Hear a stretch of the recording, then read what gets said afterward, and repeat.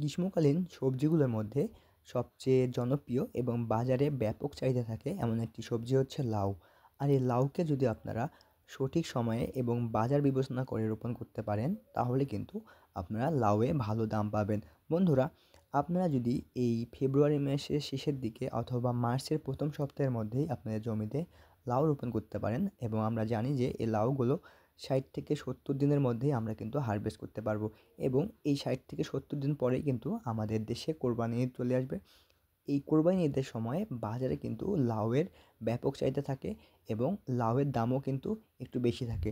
তাই আপনারা যারা ভাবতেছেন যে আপনারা লাউ চাষ করবেন বা গ্রীষ্মকালীন সবজি চাষ করবেন, তারা কিন্তু এই লাউকে বিবেচনা করতে পারেন। এবং আজকের ভিডিওতে আমি আপনাদের দেখানোর চেষ্টা করব যে গ্রীষ্মকালে কোন জাতের লাউগুলো চাষ করলে আপনারা ভালো ফলন পাবেন এবং এই সময় যেহেতু একটু তাপমাত্রা বেশি থাকে এবং আমাদের যে জমিগুলোতে রস কম থাকে এবং কোন জমিগুলো আপনারা বিবেচনা করবেন, এই বিষয়টাও কিন্তু আপনাদের জানা খুব দরকার। তো আশা করি ভিডিওটি সম্পূর্ণ দেখবেন এবং আমার এই চ্যানেলে লাউ চাষের A to Z সকল তথ্য ও পরামর্শ দেওয়া আছে। আপনারা চাইলে সেগুলো কিন্তু দেখে নিতে পারেন। তো চলুন আমরা দেখে নেই।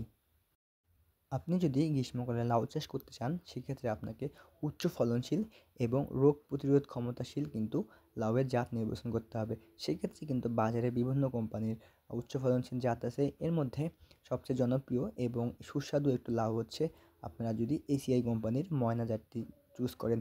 এই এসিআই কোম্পানির ময়না জাতের লাউগুলো কিন্তু অনেক লম্বা হয় এবং এগুলো কিন্তু আপনাদের গাছ প্রতি দেখা যায় যে ২৫টা থেকে ৩০টা পর্যন্ত ধরে এবং এগুলো কিন্তু অনেক সুস্বাদু হয়। এর পাশাপাশি আপনারা লাল তীরের ডায়না জাতটি চুজ করতে পারেন। এই লাল তীরের ডায়না জাতটিও হচ্ছে আপনার উচ্চ ফলনশীল এবং এটিও যদি আপনারা ঠিকমতো চাষ করতে পারেন তাহলে এটিও গাছ প্রতি ১৫ থেকে ২০টি বা ২৫টি পর্যন্ত লাউ ধরবে। এর পাশাপাশি আরেকটি উচ্চ ফলনশীল জাত আছে, সেটা হচ্ছে আপনাদের ইস্পাহানি কোম্পানির সুলতান জাত।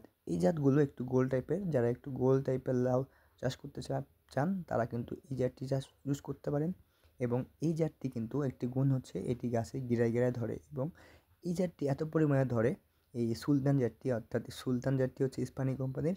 এই সুলতান জাতটি যদি আপনারা চাষ করেন তাহলে কিন্তু আপনাদের লাউ চাষে আপনারা ব্যাপক সাফল্য লাভ করতে পারেন। তো আশা করি এই জাতগুলোর মধ্যে যে কোনো একটি জাত আপনারা চুজ করতে পারেন। লাউ চাষ করার জন্য আপনাকে অবশ্যই উঁচু জমি নির্বাচন করতে হবে, কারণ এই সময়ে প্রায়শ বৃষ্টিপাত হয় এবং আপনাদের জমি যদি নিচু হয় তাহলে কিন্তু আপনার লাউ গাছগুলো পানির নিচে থাকবে এবং সেগুলো মারা যাওয়ার সম্ভাবনা থাকবে। তাই আপনারা যে সকল জমিতে পানি ওঠে না অর্থাৎ উঁচু জমি, সেগুলোতে কিন্তু আপনারা লাউ চাষ করতে পারেন এবং এর পাশাপাশি লাউয়ে কিন্তু রোগ খুবই কম হয়। আপনারা জমিটা যদি ঠিকমতো শোধন করে নিতে পারেন তাহলে কিন্তু আপনার জমিতে যে লাউয়ে যে গামি স্টেম ব্লাইট রোগ বা ঢলে পড়া রোগ আছে সেটাও কিন্তু অনেক কম হবে। সুতরাং আপনারা যারা কোরবানি ঈদকে টার্গেট করে লাউ রোপণ করতে যাচ্ছেন তাদের জন্য কিন্তু লাউ রোপণ করার এখন সবচেয়ে ভালো সময় এবং আপনারা যে কোনো সবজি চাষে লাভবান হতে চাইলে আপনাকে অবশ্যই বাজার বিবেচনা করেই সবজিগুলো রোপণ করতে হবে এবং এভাবে যদি আপনারা বাজার বিবেচনা করে রোপণ করতে পারেন তাহলেই শুধুমাত্র আপনারা সবজি চাষে লাভবান হবেন। অন্যথায় কিন্তু বাজারে দেখা যাবে যে আপনি যেই সবজিটা উৎপাদন করতেছেন সেটার দাম কিন্তু অনেক কম হবে।